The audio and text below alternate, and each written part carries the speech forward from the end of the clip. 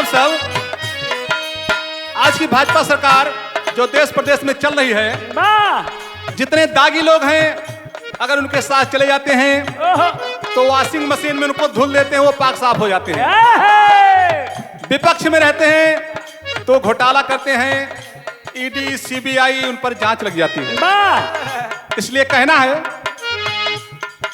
भाजपा तो नफरत का गोदाम है, भाजपा तो नफरत का गोदाम है, अच्छे लोगों को करती बदनाम है। भाजपा तो नफरत का गोदाम है, अच्छे लोगों को करती बदनाम है। भाजपा तो नफरत का गोदाम है, अच्छे लोगों को करती बदनाम है। कई करोड़ रुपया जब लुटाए थे, राहुल गांधी को पप्पू कहलाए थे। कई करोड़ रुपया जब लुटाए थे, राहुल गांधी को पप्पू कहलाए थे। कई करोड़ रुपया जब लुटाए थे, राहुल गांधी को पप्पू कहलाए थे। मीडिया सरकार के गुलाम है, मीडिया सरकार के गुलाम है, अच्छे लोगों को करती बदनाम है। मीडिया सरकार के गुलाम है, अच्छे लोगों को करती बदनाम है। मीडिया सरकार के गुलाम है, अच्छे लोगों को करती बदनाम है। ध्यान दें आप सब, सन 2014 से पहले जब भाजपा की सरकार नहीं थी, इन लोगों ने बड़े बड़े संपादक को, पत्रकार को, चैनलों को करोड़ों रुपए दिए। क्यों दिए? राहुल गांधी को बदनाम करने के लिए, पप्पू है पप्पू है, कुछ जानते नहीं है। और आजकल ये इनका ट्रेंड क्या चल रहा है, आजकल ये क्या कर रहे हैं देखें आप, हर महीने कितना खर्चा कर रहे हैं और किसको बदनाम करने के लिए कर रहे हैं। देखें आप, हर महीने 55 लाख की खर्चा है, छवि खराब अखिलेश की कर दो चर्चा है। हर महीने 55 लाख की खर्चा है, छवि खराब अखिलेश वो चर्चा है। हर महीने 55 लाख की खर्चा है, छवि खराब अखिलेश वो चर्चा है। टोटी चोर बेशर्मों का दिया नाम है,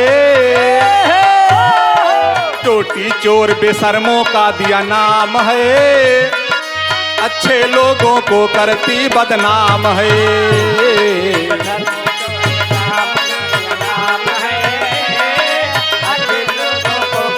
बदनाम है, टोटी चोर बेशर्मों का दिया नाम है, अच्छे लोगों को करती बदनाम है।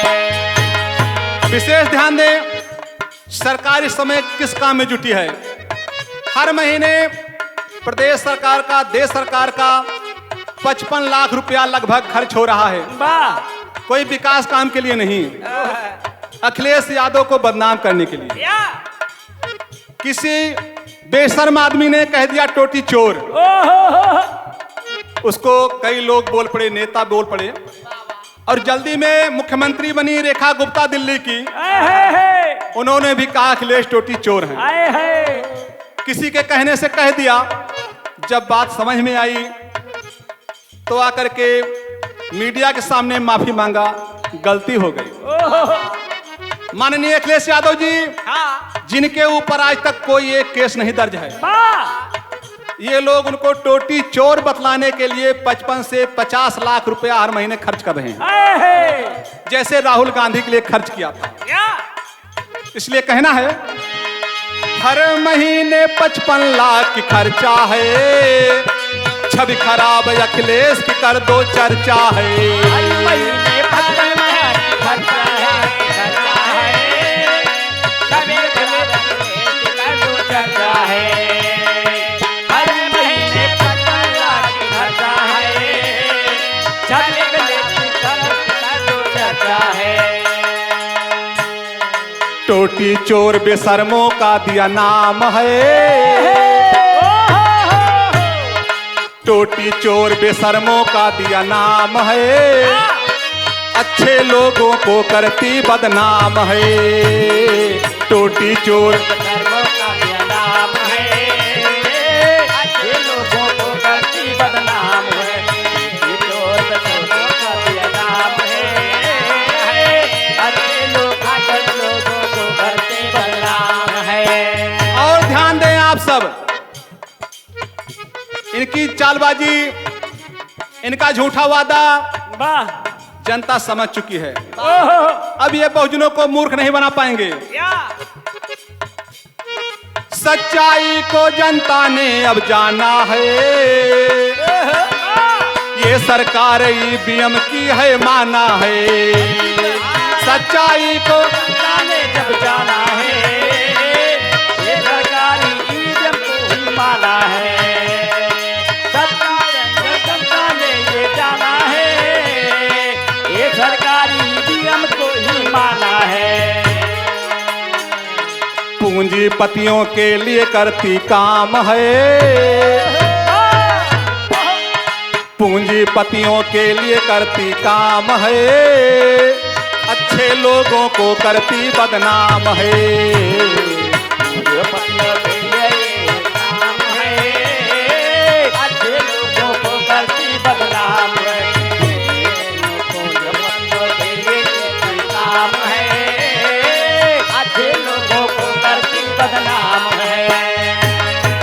बहुजनों से अपील है, आप लोग इनकी चाल को समझें। आपसे नफरत करते हैं। वाह, वोट लेना होगा, भाईचारा बनाएंगे और आपको फिर मंदिर में पूजा करने के लिए नहीं जाने दिया जाएगा। ये सरकार पूंजीपतियों की है। पूंजीपति लोग थैली भेंट करते हैं 2 करोड़ 4 करोड़ की, वाह, और ईवीएम से चुनाव जीत लेते हैं। ये ईवीएम की सरकार है, पब्लिक ने इनको वोट दिया ही नहीं है, तो पब्लिक की भलाई का काम क्यों करेंगे? वाह, पब्लिक अब समझ चुकी है।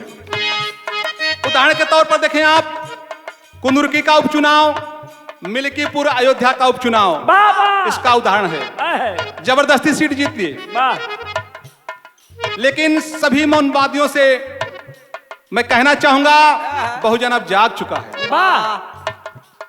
मनवादियों की धमकी से ना डरना है, संविधान की रक्षा सबको करना है।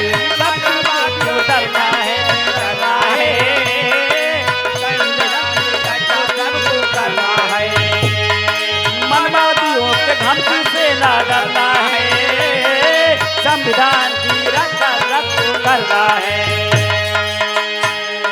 जय नारायण का जनता से प्रणाम है,